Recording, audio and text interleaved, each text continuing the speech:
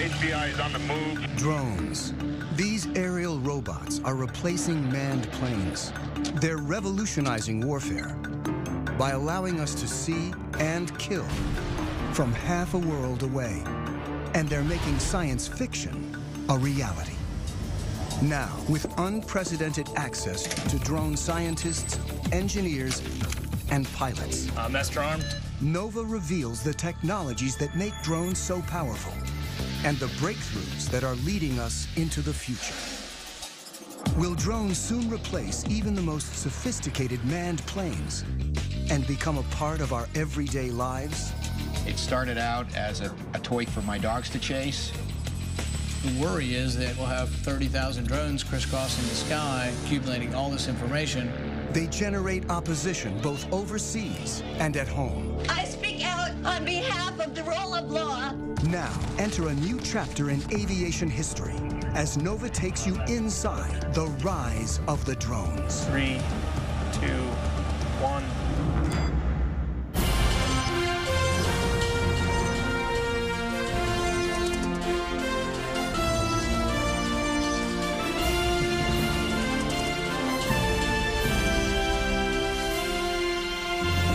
Major funding for NOVA is provided by the following. This is the ultimate melding of man and machine. The U.S. has more than 2,300 manned fighter planes. Tiger 2, Dark Star Pictures. And pilots like Matt McDonough have long been our heroes. The best fighter pilots that I've seen are the ones that can make a quick decision when things are happening very quickly. But a revolution is underway as manned planes are replaced by drones. Are we approaching a time when movies like The Terminator become our reality? Oh God, these machines are starting to take over. A time when machines fly, think, and even kill on their own. Drones are aerial robots that carry visual sensors, navigation systems, Target acquired. and sometimes even weapons. They come in all shapes and sizes and go by a variety of names. The United States Air Force uses the term remotely piloted aircraft. They are also known as unmanned aerial vehicles, or as the media likes to call them, drones. Already, the Pentagon relies on a family of more than 10,000 drones, usually to spy, but sometimes to kill. Small enough to fit in a soldier's backpack, the 3-foot-long Raven is the most widely used spy drone in the world. The stealthy Sentinel provided crucial intelligence in the raid to kill bin Laden. The killer Predator has flown thousands of missions since 2001. And the giant Global Hawk can stay aloft and spy for up to 35 hours. The military uses drones to support troops on the ground. 20 seconds. The CIA maintains a covert drone program to find and target individuals. The government claims drones have helped to eliminate up to 70% of Al-Qaeda's top leadership. They've been so effective, the Air Force predicts nearly a third of its attack and fighter planes will be drones within a decade. Planes can fly longer, they can pull more Gs, they can be more precise when they bomb if a human is not in the cockpit. We're entering a new era when the supremacy of even the most advanced planes is being challenged as engineers take the pilot out of the cockpit. Holloman Air Force Base in southern New Mexico is the largest Air Force training base for operators of remotely piloted aircraft. My name is Chad. I'm a captain in the United States Air Force. For security reasons, we've been asked to cover our last names to prevent us from potentially becoming a target of any kind. Captain Chad has flown remotely piloted aircraft in combat for 3 years, and now teaches pilots to fly the world's most famous killer drone. It's known as the MQ-1, or more commonly, the Predator. The Predator has changed warfare, but it's just a hint of what's to come. Where we are in terms of unmanned aerial vehicles is about the same place we were with biplanes right after World War I. We are at the very, very early stages of realizing what the potential of unmanned aerial vehicles are. Unlike complex fighter planes that are engineered for speed and agility, the Predator is built for endurance, so it needs to be light and efficient. It's the weight of a pickup truck or so, about 2,000 pounds, and it's balanced pretty evenly on the wheels. And with one hand here, I can lift it up and set it back down. The propeller-driven Predator cruises at only 84 miles per hour, and its four-cylinder engine burns about 300 times less fuel than a fighter jet. I can't say exactly how long it can stay up, but it is possible to stay up over 24 hours. A typical fighter plane can only fly for about 2 hours without refueling, and short angled wings keep it fast and maneuverable. But the Predator hovers 5 miles up, often in uncontested airspace, and its long wings maximize lift. So as you can see, it's got some flex to it. With no pilot to protect, a remotely piloted aircraft is much lighter and simpler than a manned plane. On a fighter, the pilot's support equipment and ejection system alone weigh as much as a Predator, which in place of a cockpit has a satellite control system. It's essentially the brains of the aircraft. It gives us the ability to communicate, control, keep link with the aircraft, and navigate it. The Predator's sensor ball carries daylight and infrared cameras. We can easily make out people from 5-6 miles away. The sensor ball also guides the Predator's 2 Hellfire missiles.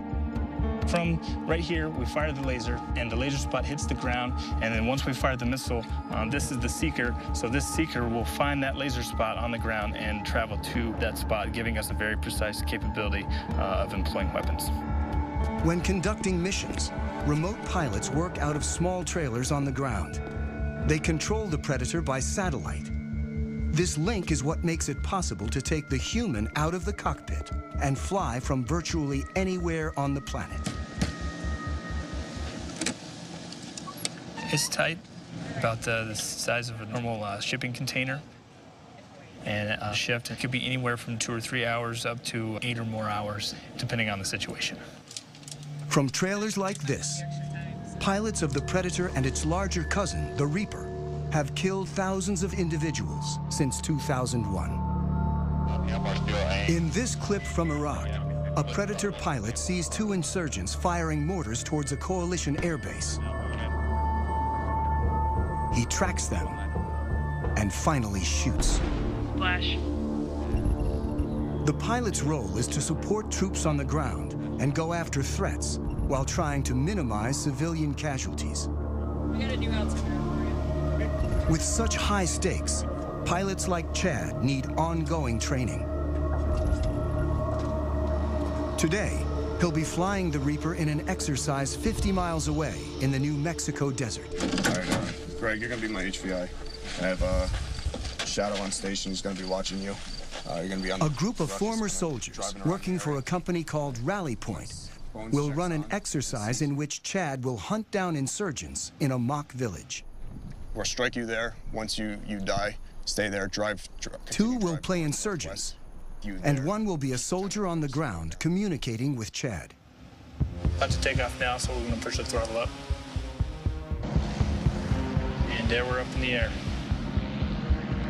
The training mission offers a rare glimpse into the mechanics of how the U.S. uses drones to support troops and prosecute its war on terror. The goal is to make it as realistic as possible so pilots can avoid mistakes when in battle. They should be checking in here probably in the next 20 minutes or so. It's going to be an MQ-9 Reaper. Check. If they're at 25,000 feet, which they generally work, we're not going to be able to see them at all. It takes about half an hour to reach the mock village. Drones like the Reaper can fly on their own using autopilot and preset GPS locations. But the Air Force still keeps human hands on the controls at all times.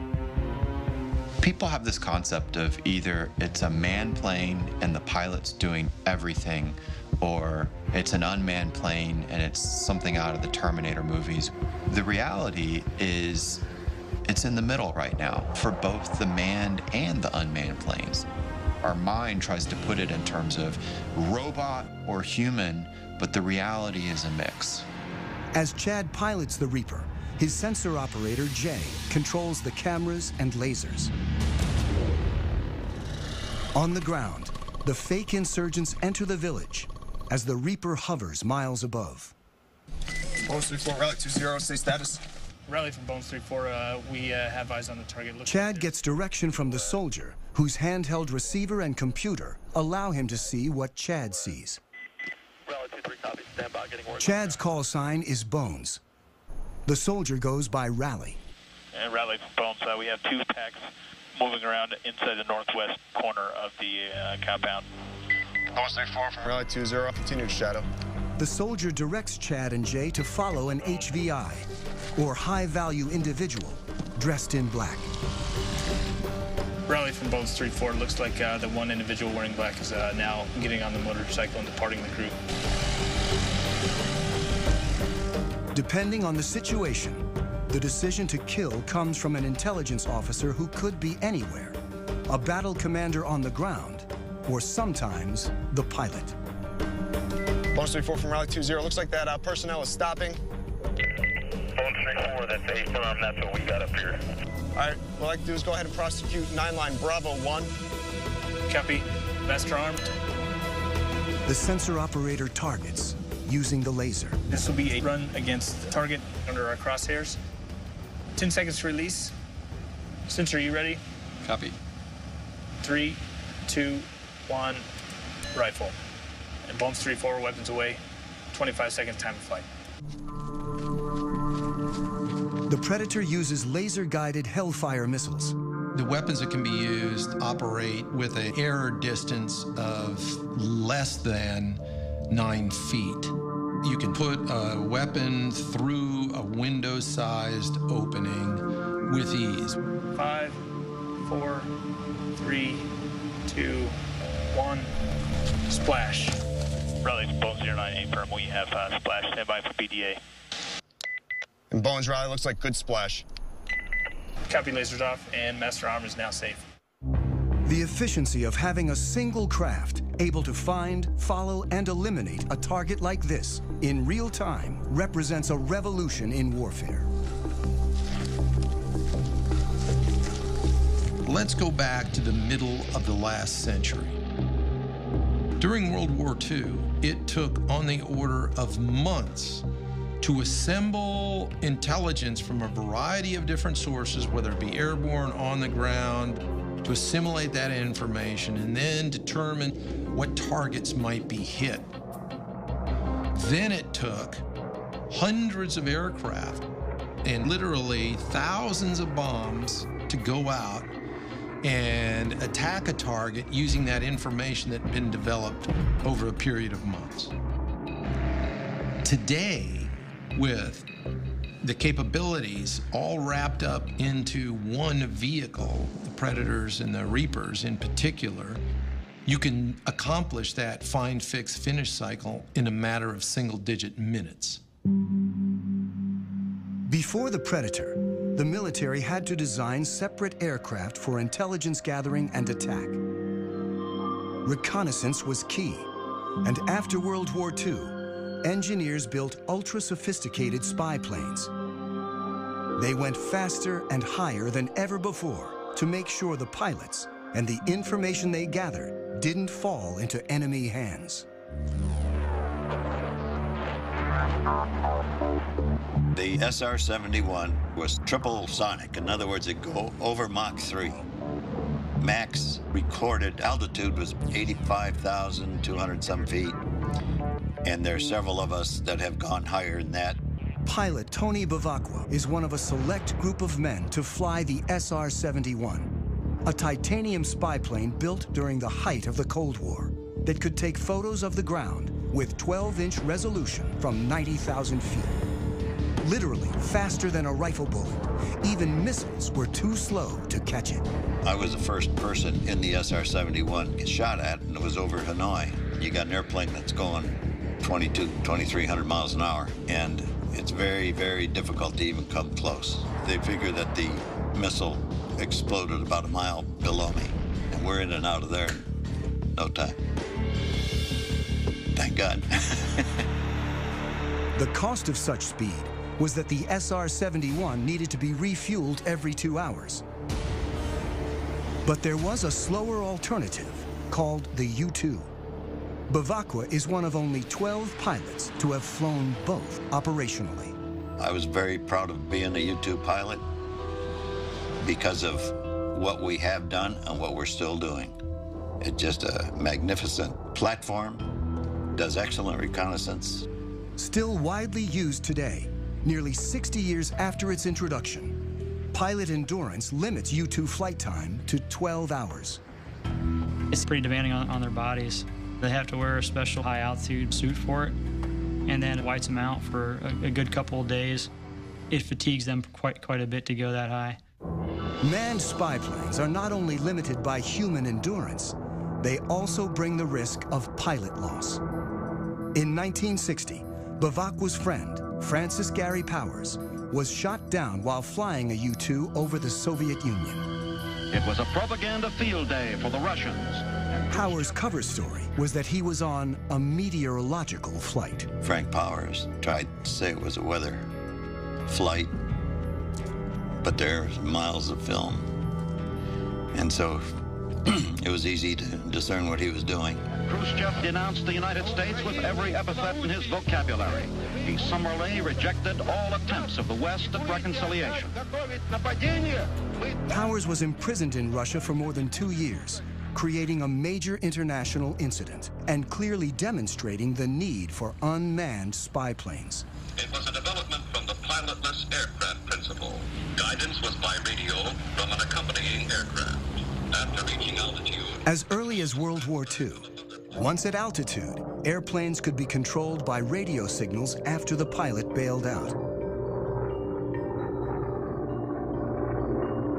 But for decades afterwards, before GPS, drones were limited by primitive autopilots and navigation systems.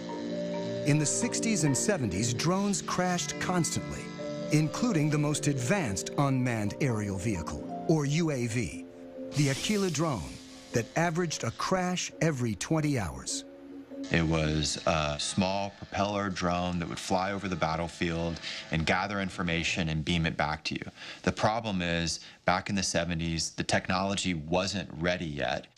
It was a $1 billion program by the time they got just a couple prototypes. I was frustrated that the U.S. could not make UAVs really work. Abe Karam is the father of the Predator.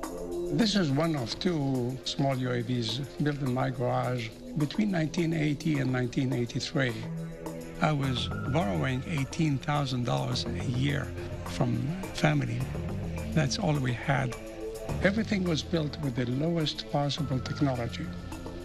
We were trying to show that if you design the best you can, then you are going to get performance by design. On his first prototype, the Albatross, Karam placed the engine and propeller in the rear so they wouldn't interfere with the delicate sensors up front. And the inverted tail is also still visible on its famous descendant.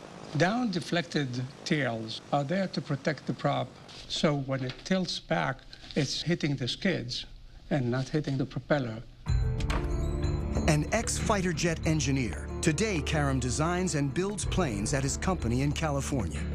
In the 70s, when he started working on drones, he realized that without a pilot in the seat, a whole new world of design possibilities opened up. Other unmanned aerial vehicles of the time were still too closely modeled on manned aircraft. I said, I don't like what I see. I'm not going to take the engine, and I'm not taking the prop, I'm not taking the landing gear, I'm not taking the computer. Karam believed that efficiency and lightness were the key to creating an affordable, high-endurance UAV. So first, he gave his craft long wings to prioritize lift over speed. When you want to be efficient, you want to be like the soaring birds, very long span wings.